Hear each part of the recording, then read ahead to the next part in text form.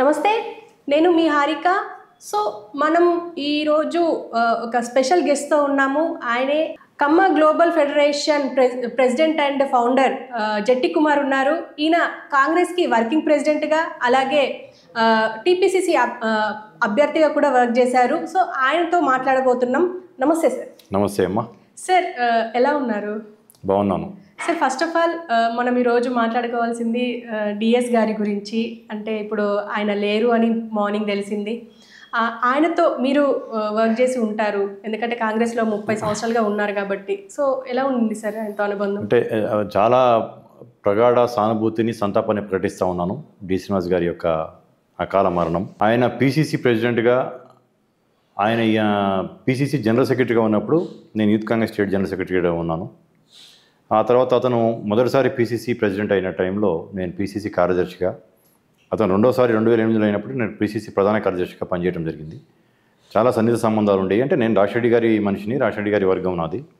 అయినా కానీ డి శ్రీనివాస్ గారితో కూడా నాకు చాలా సన్నిహిత సంబంధాలు ఉండేవి. గొప్ప నాయకుడు, అసలు ముఖ్యమంత్రి కాదగిన నాయకుడు. 2 సార్లు లక్కీ హ్యాండ్ కూడా అని చెప్పొచ్చు డి శ్రీనివాస్ గారిని.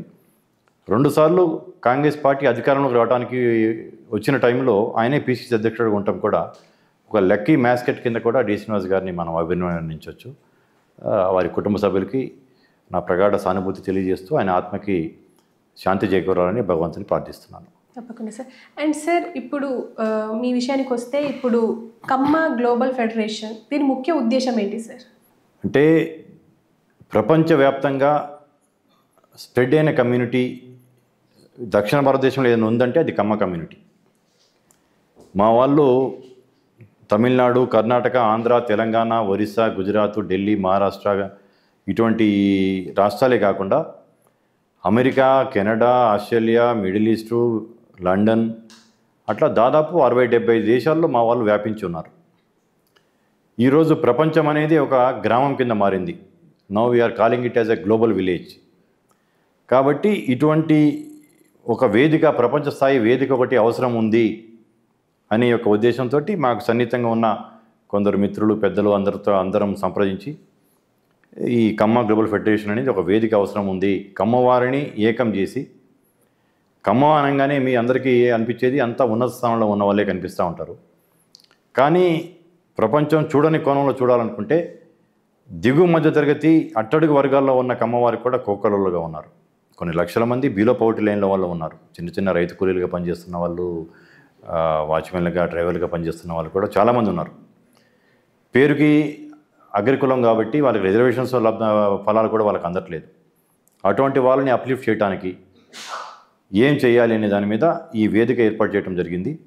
మా వారి ఐక్యత, మా వారిని అప్లిఫ్ట్మెంట్ 2 కూడా దీంట్లో భాగం. దాంతోపాటు నిష్కారణంగా మా మీద ఈర్ష్యా ద్వేషాలు పెంచే ప్రయత్నాలు కొందరు పాలకులు చేశారు. పక్క రాష్ట్రంలో చేశారు, ప్రత్యక్షంగా ఈ రాష్ట్రంలో 6 నెలల క్రితం దాకా పరోక్షంగా చేశారు. వాళ్ళకి సమాధానం ఇచ్చి వాళ్ళ యొక్క దీన్ని తిప్పికొట్టాలంటే కూడా సమాజానికి మా వారి వల్ల జరిగిన మేలు ఏమిటి అని చెప్పదలుచుకున్నాం మేము. కమ్మవారు అనగానే వారి కోసమే వాళ్ళు చూసుకునే స్వార్థపరులు కాదు, అభ్యుదయ భావాలు ఉన్న కులం ఇది. సమాజానికి, నలుగురికి మేలు చేసే కులం అనేది కూడా ఆల్రెడీ చరిత్ర చెప్తా ఉంది మాకు. ఇప్పుడు నాగార్జున సాగర్ చాలా పెద్ద బహుళార్థ సాధక ప్రాజెక్టు. ఆ ప్రాజెక్ట్ కట్టడానికి కారణము ముక్త్యాల రాజా గారు అని చెప్పేసి వాసిరెడ్డి రామగోపాల మహేశ్వర ప్రసాద్ అని ఒక కమ్మ రాజు. ఆ రోజుల్లో నీలం సంజీవ్ రెడ్డి గారు ఆంధ్ర రాష్ట్ర ముఖ్యమంత్రి. ఇటువంటి నందికొండల మధ్యలో సహసిద్ధమైన వనరులు ఉంది. అక్కడ ఆనకట్ట కడితే వృధాగా కృష్ణా జలాలు సముద్రంలో కలిసిపోతూ ఉన్నాయి. ఆ జలాలను ఆపేసేసి ఈ 7-8 జిల్లాలు సస్యశ్యామలం అవుతాయి, ఆ జలాలు కనుక రైతులకి కాలువల ద్వారా మళ్ళిస్తే అని చెప్పేసి ఒక ఆలోచనతోటి ఆయన ప్రపోజల్ పెడితే నీలం సంజీవ్ రెడ్డి గారు అంత పెద్ద ప్రాజెక్ట్ కట్టడానికి నా దగ్గర నిధులు లేవు అని అనటం జరిగింది. అప్పుడు ఈయన ముక్త్యాల రాజా గారు, ముక్త్యాల అనేది ఒక సంస్థానం ఇప్పుడు హుజూర్ నగర్ అసెంబ్లీలో ఉంటుంది. ఆయన తన డబ్బు 52 లక్షల రూపాయలు తన డబ్బు ఇచ్చి తన 5,000 ఎకరాల భూమిని ఆ ప్రాజెక్ట్ కోసం దానం చేసి, అంటే అంత దాతృత్వం ఉన్న నాయకుడు. దానివల్ల ఈరోజు కృష్ణా, గుంటూరు, ఈస్టు, వెస్టు, ప్రకాశం, తెలంగాణలో ఉన్న Khammam, Nalgonda, part of Warangal, part of Mahabubnagar ఇవన్నీ కూడా, ఇంకా హైదరాబాద్కి కూడా దానివల్ల లబ్ధి జరుగుతుంది, కరెంటు ఉత్పత్తి అవుతుంది. ఇటువంటి ప్రాజెక్టు రావడం కారణం ఒక కమ్మ నాయకుడు కమ్మరాజు. అలాగే పరిశ్రమలలో చూసుకుంటే కూడా మీకు ముల్లపూడి హరిచంద్ర ప్రసాద్, మళ్ళీ కేసీపీ దత్తు గారు పరిశ్రమలు స్థాపించి Andhra sugars, KCP cements, KCP sugars ఇవన్నీ స్థాపించేసి కొన్ని వేల మందికి ఉపాధి కల్పించారు. అలాగే స్వర్గీయ నందమూరి తారక రామారావు గారు చూసుకుంటే ఆయన టీడీపీ పార్టీని ఆవిర్భవించి దాన్ని 9 నెలల్లో రికార్డు స్థాయిలో ప్రపంచ రికార్డు స్థాపించి అధికారంలోకి వచ్చి ఆయన వల్ల లబ్ధి పొందిన రాజకీయంగా ఉన్నత స్థానంలోకి వచ్చిన వాళ్ళందరూ కూడా వెనకబడిన తరగతుల వాళ్ళే. ఆయన దాంట్లో కమ్మ వాళ్ళు ఒకళ్ళిద్దరు తప్పించలేరు. 10 మంది నాయకులను తయారు చేస్తే ఒకళ్ళు ఏమో కమ్మ ఉంటే 9 మంది ఇతర సామాజిక వర్గాలు. అంటే ఇట్లా అన్ని సామాజిక వర్గాలకి న్యాయం చేసుకుంటూ అందరినీ కలుపుకొని తీసుకెళ్లే సామాజిక వర్గము ఒక ఉన్నత ఆశయాలతో, ఉన్నత భావాలతో, ఉన్నత దృక్పథంతో ఉన్న దార్శనికులు కమ్మవారు అనేది చెప్పటమే మా యొక్క ప్రయత్నం ఈ యొక్క కేజీఎఫ్ ద్వారా. దాని ద్వారా మా మీద నిష్కారణంగా ఈర్ష్యాద్వేషాలు పెంచడానికి, రెచ్చగొట్టడానికి ప్రయత్నం చేసిన వాళ్ళకి మేము ఇవన్నీ కనుక ప్రచారంలోకి తీసుకెళ్ళి సమాజానికి చెప్పగలిగితే కమ్మానంగానే ఒక గౌరవప్రదమైన భావంతో చూసే పరిస్థితి తీసుకురావడమే మా యొక్క ఉద్దేశాల్లో ఒక ప్రధాన ఉద్దేశం. అయితే సార్, ఇప్పుడు కమ్యూనిటీ గురించి మాట్లాడుకుంటే ఇప్పుడు ఎక్కువగా వినిపించేది ఆంధ్రాలో. ఎందుకంటే చంద్రబాబు నాయుడు గారు దాన్ని ఎక్కువగా ముందుకు తీసుకెళ్తున్నారు, ఆయన సామాజిక వర్గం కాబట్టి అని చెప్పేసి. ఒక పక్క పవన్ కళ్యాణ్ కాపు సామాజిక వర్గం అని చెప్పేసి ఇట్లా మాట్లాడుతూ ఉంటారు.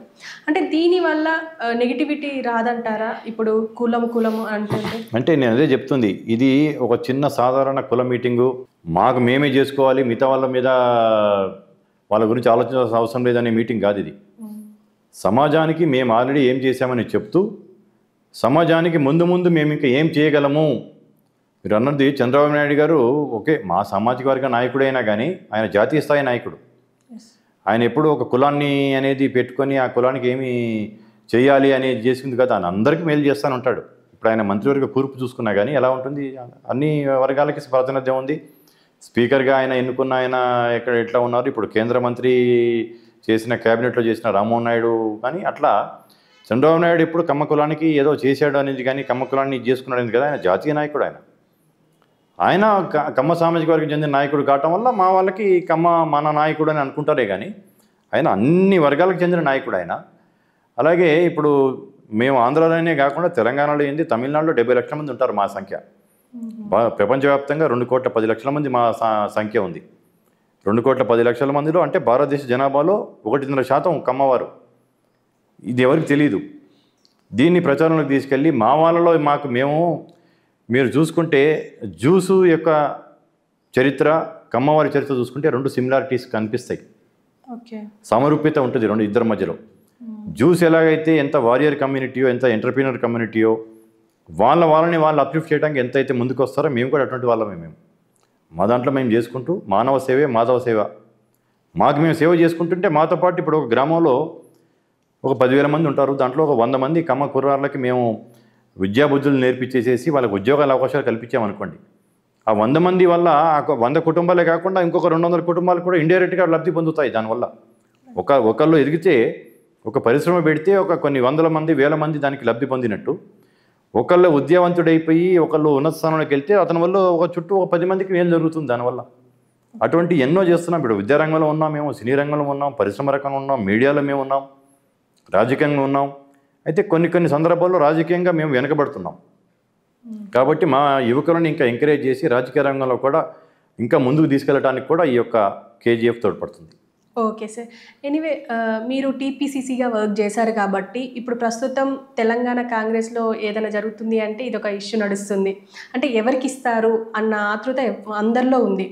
అసలు ఎవరికి ఇస్తే బాగుంటుందని మీరు అనుకుంటున్నారు సార్? అంటే కాంగ్రెస్ పార్టీ ఒక చిరంజీవి లాంటిది. నేను చాలా సందర్భాల్లో చెప్పడం జరిగింది. 139 సంవత్సరాలు అతిపెద్ద పార్టీ, భారతదేశానికి స్వాతంత్రం ఇచ్చిన పార్టీ, తెలంగాణ ప్రసాదించిన పార్టీ. కాబట్టి కాంగ్రెస్ పార్టీ అధికారంలో ఉన్నా ప్రతిపక్షంలో ఉన్నా కాంగ్రెస్ పార్టీలో ఏదన్నా ఒకటి జరుగుతుందంటే దానికి ప్రచారం ఎక్కువ, ఆసక్తి ఎక్కువ రేకట్టం అనేది సహజం. అది ఎవరికి ఇస్తారా అనే దాన్ని బట్టి హైకమాండ్ ఇంకా పూర్తి స్థాయిలో, నేను కూడా మీలాగానే పేపర్లో చూడటం జరిగింది, నాకున్న ఢిల్లీ సమాచారం కూడా కొంత ఉంది కాబట్టి ఇంకా నిర్ణయం తీసుకోవడం జరగలేదు. బట్ ఏదైనా కానీ వెనుకబడిన సామాజిక వర్గాల నుంచే పార్టీ అధ్యక్షుడు వస్తాడని చెప్పేసి అనుకుంటున్నాము. దాంట్లో ఆర్గనైజేషన్ బ్యాక్గ్రౌండ్ కూడా పరిగణలోకి తీసుకుంటారేమో అనేది చూస్తున్నాం. ఇంకో వారం రోజుల్లో తెలిపోతుంది. Okay sir, thank you Thank you. Very much. Thank ఇంకా మీ గ్లోబల్ ఫెడరేషన్కి all the best. Thank you very much sir. Thank you అమ్మా.